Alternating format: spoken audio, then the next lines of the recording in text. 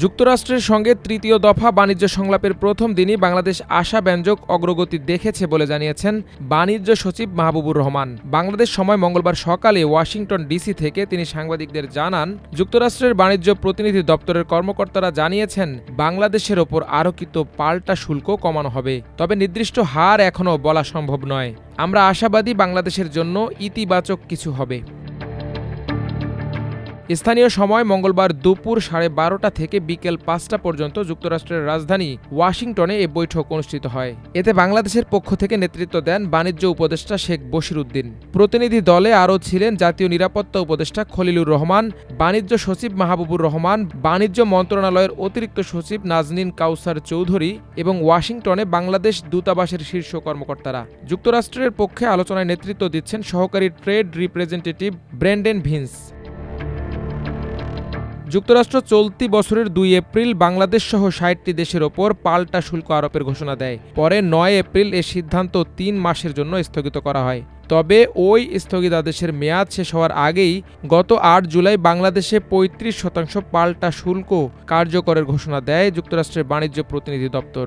নতুন এ শুল্ক 1 আগস্ট থেকে কার্যকর হওয়ার কথা রয়েছে। বাংলাদেশ থেকে যুক্তরাষ্ট্রে রপ্তানি করা পণ্যে গড়ে 15.5% শুল্ক পড়ে।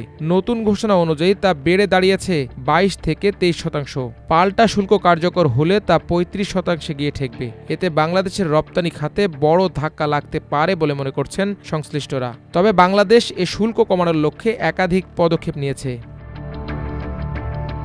বাণিজ্য সচিব জানান, 23 জুলাই যুক্তরাষ্ট্রের কাছে একটি অবস্থানপত্র পাঠানো হয়েছে। সেই কাগজের ভিত্তিতে ওয়াশিংটনে 3 দিনের এই আলোচনা শুরু হয়েছে। বাংলাদেশ যুক্তরাষ্ট্রকে আশ্বস্ত করেছে যে তারা দেশটিতে পণ্য রপ্তানির পাশাপাশি আমদানিও বাড়াবে। বাণিজ্য ঘাটতি কমানোর বিষয়টি আলোচনায় গুরুত্ব পেয়েছে।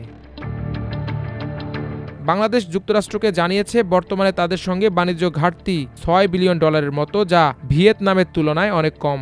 ভিয়েতনামের বাণিজ্য ঘাটতি $123 বিলিয়ন। ঘাটতির এই ব্যবধান তুলে ধরেই বাংলাদেশ যুক্তরাষ্ট্রের কাছ থেকে অনুকূল সিদ্ধান্ত চায়। এছাড়া আগামী 1 থেকে 1.5 বছরের মধ্যে যুক্তরাষ্ট্র থেকে বাংলাদেশ আরও পণ্য আমদানি করবে বলেও আশ্বাস দেওয়া হয়েছে।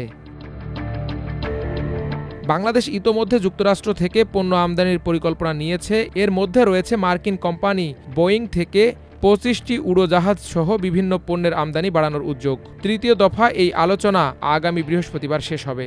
আলোচনা সফল হলে যুক্তরাষ্ট্রের বাজারে বাংলাদেশি পণ্যের প্রতিযোগিতায় টিকে থাকার সম্ভাবনা উজ্জ্বল হবে বলে আশা করা হচ্ছে। মাল্টিমিডিয়া ডেস্ক, আমার দেশ।